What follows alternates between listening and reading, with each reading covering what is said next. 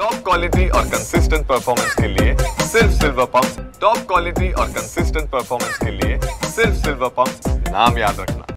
शेतकऱ्यांची संपूर्ण कर्जमाफी आणि विविध 17 मागण्यांसाठी बच्चू कडूंचं अमरावतीच्या गुरुकुंज मोझरीमध्ये अन्नत्याग आंदोलन सुरू आहे आणि या अन्नत्याग आंदोलनाचा आजचा 5वा दिवस आहे। त्यानंतर कुठलाही तोडगा न निघाल्याने कार्यकर्ते आक्रमक झालेले आहे। सकाळी जर आपण पाहिलं तर अमरावतीच्या नांदगावपेठ टोल नाक्यावर टायर जाळून चक्काजाम आंदोलन प्रहारच्या कार्यकर्त्यांनी केलेलं होतं। त्यानंतर आता डवरगाव येथे जर आपण पाहिलं तर अर्धदफन आंदोलन कार्यकर्त्यांच्या वतीनं या ठिकाणी सुरू झालेलं आहे।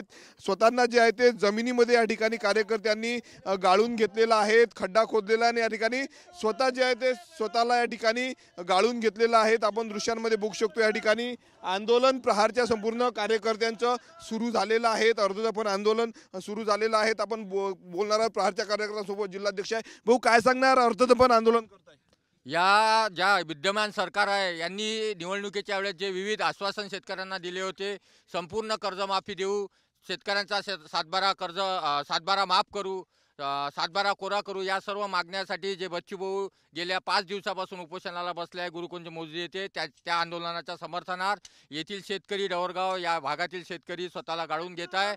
आणि जोपर्यंत शेतकऱ्यांना न्याय मिळणार नाही तोपर्यंत आम्ही या गड्ड्यातून उठणार नाही आणि या सरकारला झुकवल्याशिवाय हे लोन जे आहे आंदोलनाचं हे संपूर्ण महाराष्ट्रावर पसरणार आहे। आम्ही सर्व कार्यकर्ते, प्रहारचे कार्यकर्ते, शेतकरी, शेतमजूर, दिव्यांगांना 6,000 रुपये मानधन मिळालं पाहिजे, या सर्व मागण्या घेऊन एकीकडे बच्चू भाऊचा आज 5वा दिवस आहे, ते त्यांची तब्येत सिरियस झाली आहे तरी या सरकारला जाग येत नाही। या सरकारचं करायचं काय? ज्या शेतकऱ्यांच्या भरोशावर संपूर्ण महाराष्ट्र पोट भरत आहे, संपूर्ण जग पोट भरत आहे, अन्न खात आहे, त्याच अन्नदात्याला आज उपोषणाला बसायची पाळी आलेली आहे। म्हणून आम्ही या सर्व प्रहार कार्यकर्त्यांनी व शेतकऱ्यांनी अर्धदफन करण्याचा निर्णय घेतला आहे। आज जर ही मागणी पूर्ण झाली नाही तर उद्या आम्ही या ठिकाणी पूर्ण स्वतःला गाळून घेतल्याशिवाय राहणार नाही। मागणी पूर्ण झाली नाही तर स्वतःला गाळून घेतल्याशिवाय राहणार नाही असं प्रहारच्या कार्यकर्त्यांनी या ठिकाणी सांगितलेलं आहे। आपण दृश्यांमध्ये बघू शकतो या ठिकाणी अनेक कार्यकर्ते जे आहेत ते ज्यांनी स्वतःला गाळून घेतलेलं आहे। शेतकऱ्यांची संपूर्ण कर्जमाफी केली पाहिजे असं या ठिकाणी म्हटलं जात आहे। काय सांगणार? तुम्ही तरुण आहात, कार्यकर्ते बसलेले आहेत, आंदोलन करतायत अर्धदफन। आमचे नेते बच्चूभाऊ कडू हे उपोषणाला बसले आहे 4 दिवसापासून।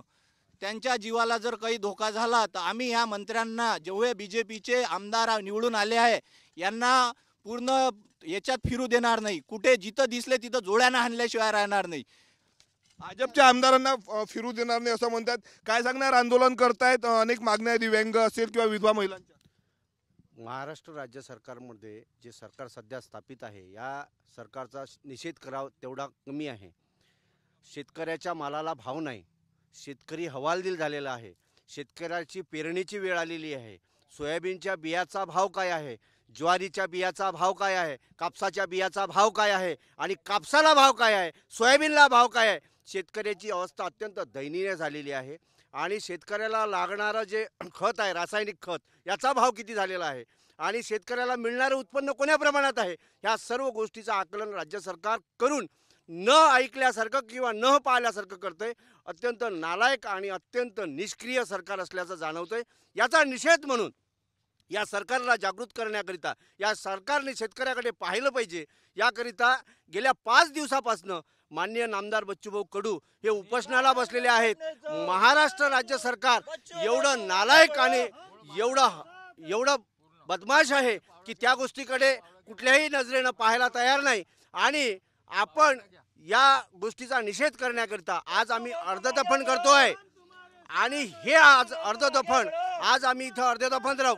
उद्या परिस्थितीत जर समजा इथून वाचलो तर महाराष्ट्र राज्याचा जे मुख्यमंत्री आहे यांच्या गाडीच्या ताफ्यात मी स्वतः जाऊन कुठल्या प्रकारची कृती करणार हे मी आता सांगणार नाही, परंतु अशा प्रकारची कृती करेल की महाराष्ट्र नव्हे पूर्ण देश त्या कृतीकडे पाहिल आणि हे कृती फक्त बच्चूभाऊच्या उपोषणासाठी केलेली असेल आणि बच्चूभाऊचा उपोषण जे चालू आहे त्याच्याकडे हे राज्य सरकार पाहत नाही आणि त्यांच्या ज्या रास्त मागण्या आहेत, शेतकऱ्यांची कर्जमाफी असो, दिव्यांगांना त्यांना सानुग्रह जे अनुदान द्यायचं असते, जे महिन्यावारी द्यावं असते, ते 1500 रुपये यायच्या 1500 रुपये यांच्या जोड्याच्या बूटचं पॉलिशचे पैसे लागतात हो, 1500 रुपये या अपंगांना जगण्यासाठी 1500 रुपये देतात, लाज वाटण्यासारखी गोष्ट आहे.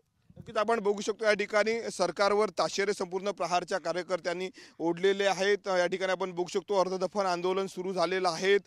वेगवेगळ्या ज्या काही मागण्या आहेत, संपूर्ण कर्जमाफी शेतकऱ्यांची आहेत, दिव्यांग विधवा महिलांचं मानधन आहेत, शेतकऱ्यांचे कामं MRSGSच्या माध्यमातून झाले पाहिजे, स्वामीनाथन आयोग लागू झाला पाहिजे, यासह वेगवेगळ्या मागण्यांसाठी जर आपण पाहिलं तर प्रहारच्या कार्यकर्त्यांनी अर्धदफन आंदोलन केलेलं आपण बघू शकतो. दुसऱ्यांमध्ये अशा पद्धतीनं अर्धदफन आंदोलनामध्ये स्वतःला गाळून घेतलं जातं.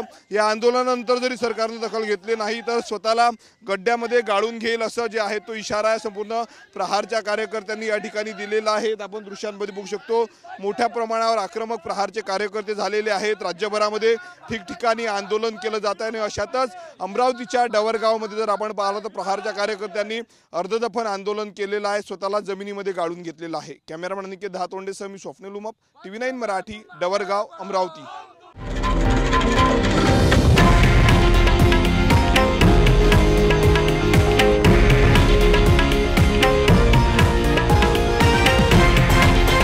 हे आहे देशातील नंबर 1 न्यूज नेटवर्क आणि आपण पाहत आहात TV9 मराठी, एकमेव.